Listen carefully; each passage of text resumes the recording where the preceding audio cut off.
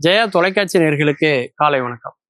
காலை மலர் நிகழ்ச்சியில தெரிந்ததும் தெரியாதுங்கிற நம்முடைய பகுதியில நாள்தோறும் பல புதிய தகவல்களை தெரிஞ்சிட்டு இருக்கோம். அந்த வகையில நாம பார்க்க போறது தென்குடி திட்டை.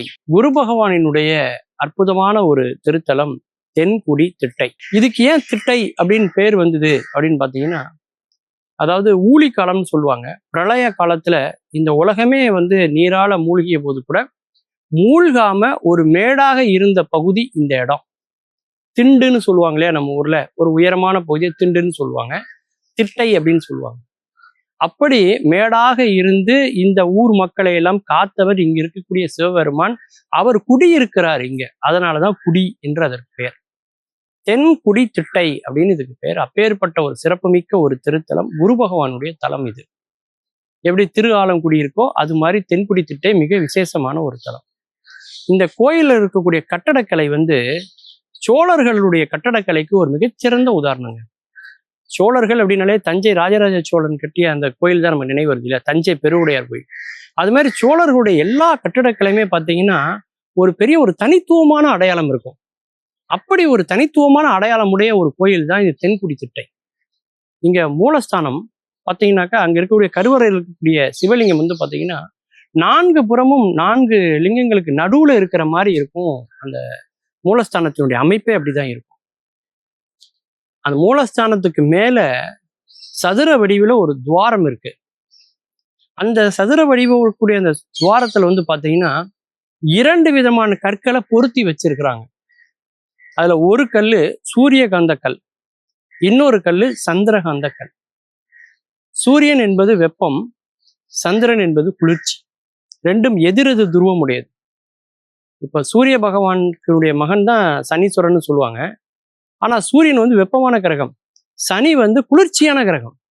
இது பாசிட்டிவ்னா இது நெகட்டிவ்ல இருக்கிற மாதிரி மைனஸ்ல இருக்கும் குளிர்ச்சி.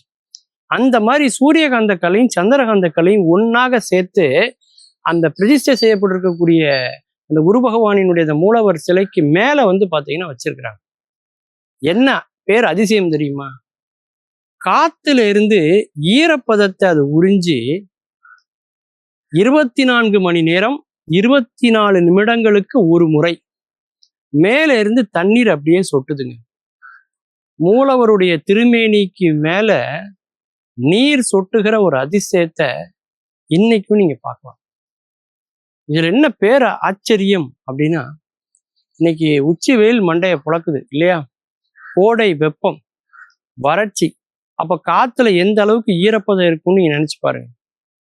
கோடை வறட்சி ஏற்படுகிற காலத்திலும் கூட இந்த நீர் சொட்டுவது தவறாமல் நடந்து கொண்டிருக்கிறது என்று சொன்னால் அது எப்பேற்பட்ட கட்டிடக்கலையினுடைய உச்சம்னு நீங்க நினைச்சு பாருங்க இல்லையா. சூரியகாந்தக்கல், சந்திரகாந்தக்கல். சூரியன் ஒரு ஆத்மக்காரகன், உயிர்காரகன். யாருன்னா சூரிய பகவான். சந்திரன் யாரு அப்படின்னு பார்த்தீங்கன்னா மனக்காரகன். ஒருவருடைய ஜாதக கட்டத்துல சூரியன் எங்க இருக்கு அப்படிங்கிறத வச்சு அவர் எந்த மாதத்துல பிறந்தாரு, தமிழ் மாதத்துல அப்படிங்கிறத சொல்லுவாங்க.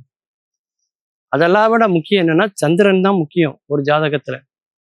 ஏன்னா அவர் தான் எந்த இடத்துல இருக்காங்க வச்சு அவர் எந்த ராசி அப்படிங்கிறத முடிவு பண்றது சந்திரன் தான். மனம் தான் ரொம்ப முக்கியம். மனம் சரியாக இருந்தால் மட்டும்தான் எதையுமே நம்மளால சிறப்பா செய்ய முடியும். அப்படி அந்த குரு தலத்துல இருக்கக்கூடிய அந்த கட்டடக்கலையினுடைய அம்சம் இருக்கு பாருங்க. இது நீங்க எங்கேயுமே கேள்விப்பட்டிருக்கவே முடியாத ஒரு அற்புதமான ஒரு கட்டடக்கலையினுடைய உச்சம் அப்படின்னு சொல்லலாம். அது மூலவருக்கு மட்டும் இல்லைங்க, அங்க இருக்கக்கூடிய இறைவி ஏலவார் குளவின்னு பேரு, அம்பிகையினுடைய பேர். அதாவது நறுமணம் வீசக்கூடிய கூந்தலை உடையவள் என்று பொருள். திருவிளையாடல் படத்துல நீங்க கேள்விப்பட்டிருப்பீங்க இல்லையா, இறைவியினுடைய கூந்தலுக்கு, பெண்களின் கூந்தலுக்கு அப்படின்னு ஒரு பெரிய ஒரு சண்டையே நடக்கும், சிவபெருமானுக்கும் தருமிக்கும் இல்லையா. அந்த மாதிரி அம்பிகையினுடைய அமைப்பும் பார்த்தீங்கன்னா அந்த கோயில்ல நவக்கிரகத்தை எல்லாருமே கீழே தான் பரிசை பண்ணியிருப்பாங்க, நீங்க பார்த்துருப்பீங்க. அங்க மேல இருக்கும், மேல கல்லுல செதுக்கி இருப்பாங்க. நீங்க என்ன ராசியோ அந்த ராசிக்கு நேரம் அந்த மேல இருக்கிற இடத்துக்கு கீழே நீங்க நின்று நீங்க அம்பாளை வணங்கணும். அப்படியே நேரா பார்த்தீங்கன்னா மூலவரும் உங்களுக்கு தெரிவாரு, நந்தியும் தெரிவார். இந்த டைரக்ஷன்ல வணங்கணும். அப்படி வணங்கும் போது உங்களுக்கு சகல விதமான நன்மைகளும் கிடைக்கும். அப்படிதான் எப்பேற்பட்ட கட்டடக்கலையினுடைய உச்சமாக இருக்கிறது நம்முடைய தென்குடி திட்டை திருத்தலம். மீண்டும் பல புதிய தகவல்களோடு, அதில் அறியப்படாத பக்கங்களோடு உங்களை சந்திக்கிறேன். நன்றி, வணக்கம்.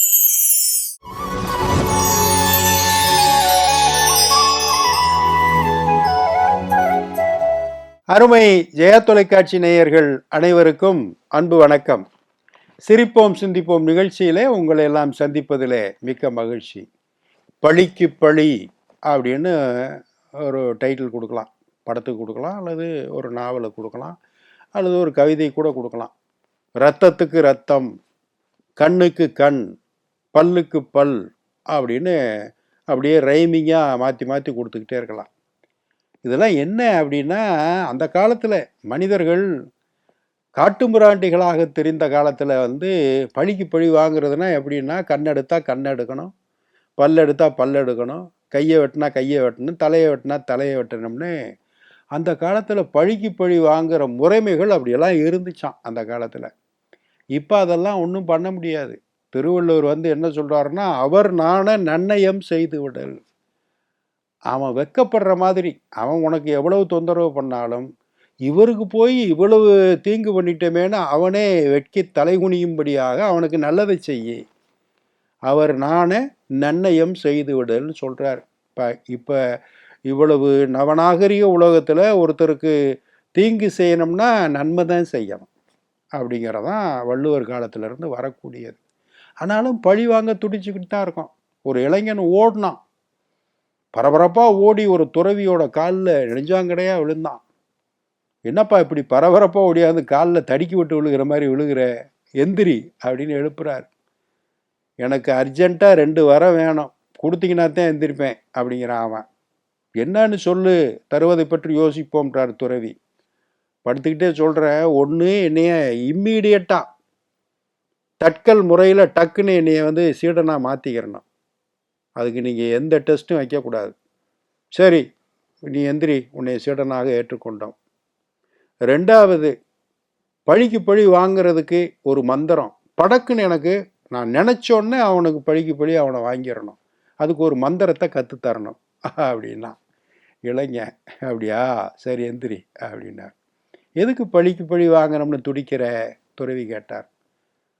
சாமி, என் முன்னாடி தப்பு பண்ணாலும் பரவாயில்லை, எனக்கு கெடுதல் பண்ணாலும் பரவாயில்லை, என் முன்னாடி இருக்கிற வரைக்கும் என்னை பற்றி ரொம்ப நல்ல வார்த்தைகள்லாம் பேசி அன்பாக பழகி, ரொம்ப பண்பாக பழகி, பாசத்தோடு இருக்கிற மாதிரி நடித்து, எனக்கு பின்னாடி முதுகுக்கு பின்னாடி போனோன்னே எனக்கு தீங்கு செய்யணும்னு நினைக்கிறான் பாருங்க, நிறைய பழிகளை உருவாக்குறான் பாருங்க, அவனையெல்லாம் நான் பழிக்கு பழி வாங்கணும் அப்படின்னா. வாழ்க்கைனாவே அப்படித்தாப்பா, இதுக்கு ஏப்பா நீ இந்த பாடுபடுற சொன்னார். கேட்க மாட்டேங்கிறான். சரி, நான் ஒரு வழி சொல்கிறேன். ஒரு குட்டி சாக்கு எடுத்துக்கிட்டேன்.